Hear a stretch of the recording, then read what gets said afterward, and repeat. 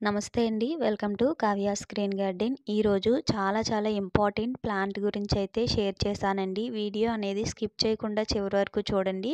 నచ్చితే గనక ఒక లైక్ అయితే చేయండి. అలాగే గార్డెనింగ్‌కి సంబంధించిన ఎలాంటి డౌట్ ఉన్నా నాకు కామెంట్ ద్వారా తెలియచేయండి. కొత్త రకాల మొక్కల గురించి తెలుసుకోవాలి అని అనుకుంటే ఛానల్ని సబ్స్క్రైబ్ చేసుకోండి.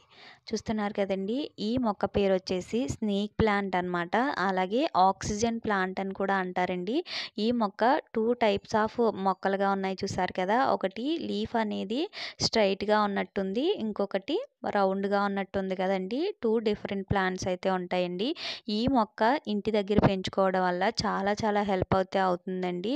మనకి నైట్ టైం అనేది ఆక్సిజన్ అనేది ఎక్కువగా ఉత్పత్తి చేస్తుందండి. కార్బన్ డయాక్సైడ్ని కంట్రోల్ చేస్తుందన్నమాట. ఎక్కువగా వెలుతురు తక్కువగా ఉన్న బెడ్రూమ్స్ కానీ, కిచెన్స్ కానీ, లేదా హాల్ కానీ ఇలాంటి వాటి దగ్గర ఈ మొక్కను పెంచుకోవడం వల్ల చాలా హెల్ప్ అవుతుందండి. ఇలాంటి మొక్కలను ఖచ్చితంగా పెంచుకోవడానికి అయితే ట్రై చేయండి.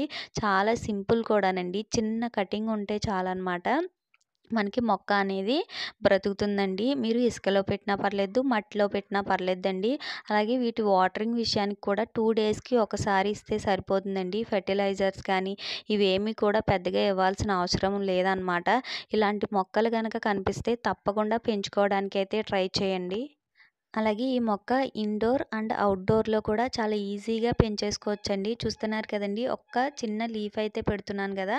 జస్ట్ ఒక వారం రోజులకే చూస్తే గనక వేర్లనేవి తప్పకుండా వస్తాయండి. ఒక్కసారి ట్రై చేసి చూడండి. ఈ వీడియో కనుక నచ్చితే లైక్ చేయండి. అలాగే ఛానల్‌ని సబ్స్క్రైబ్ చేసుకోండి. పక్కనే ఉన్న బెల్ ఐకాన్‌ని ఆన్ చేసుకోవడం వల్ల నోటిఫికేషన్స్ అయితే వస్తాయి.